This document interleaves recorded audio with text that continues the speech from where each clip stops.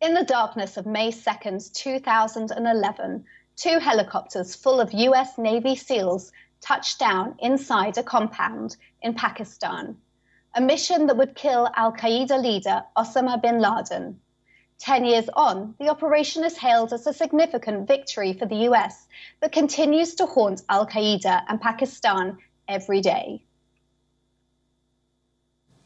Tonight, I can report to the American people and to the world that the United States has conducted an operation that killed Osama bin Laden, the leader of al-Qaeda, and a terrorist who's responsible for the murder of thousands of innocent men, women, and children.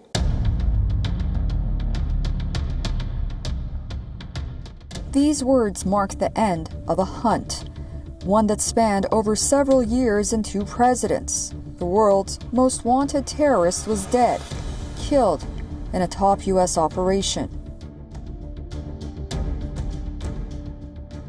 10 years later, children play cricket in a patch of scorched grass, running amid scattered rubble in Abbottabad. This is all that remains of the final lair of Bin Laden, once the most wanted person on the planet. It was codenamed Operation Neptune Spear. The mission was to kill or capture Bin Laden. While the operation took months to plan, the actual mission lasted only 40 minutes from start to finish.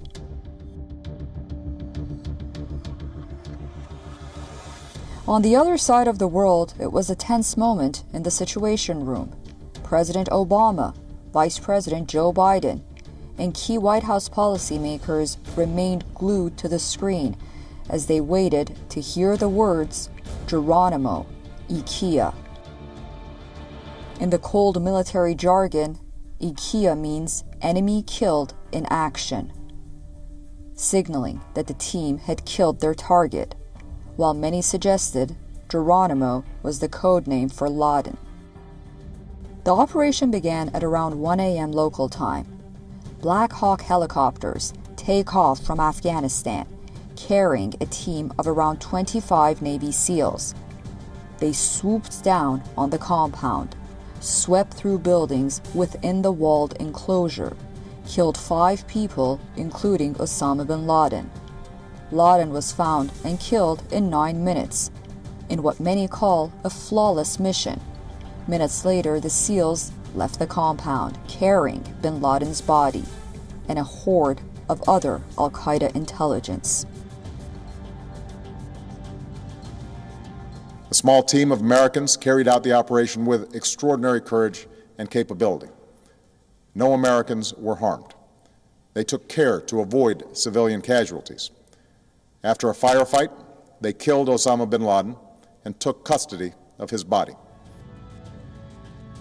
From there, bin Laden's body was flown to the USS Carl Vinson, a U.S. aircraft carrier in the North Arabian Sea.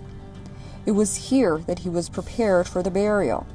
The body was placed in a weighted bag and dropped into the water from the vessel's deck.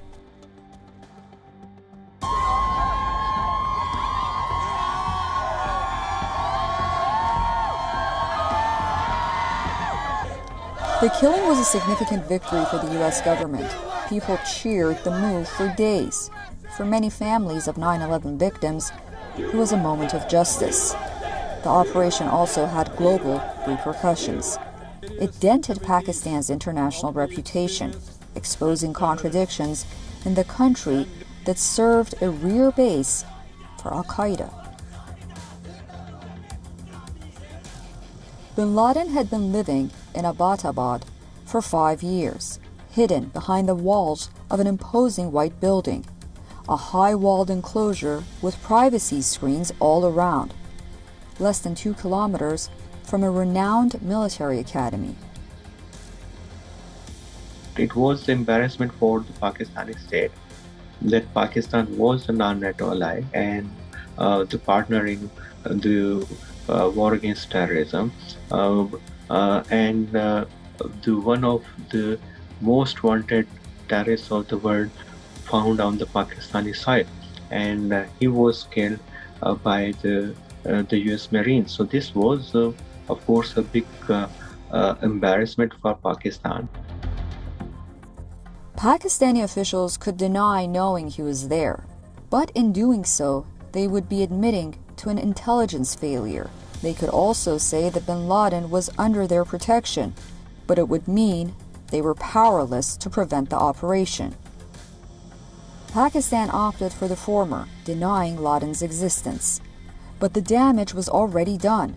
Islamabad had failed to prevent the operation on its soil, reinforcing an already strong anti-American sentiment. As for the al-Qaeda, the group survived but struggled. Without its leader, it was no longer able to launch attacks. 10 years after the killing of its founder, al-Qaeda bears little resemblance to its former self, the formidable terror network that struck the U.S. on September 11, 2001. But even under a starkly different leadership structure, the al-Qaeda continues to remain a threat till date. Bureau Report. WION World as One.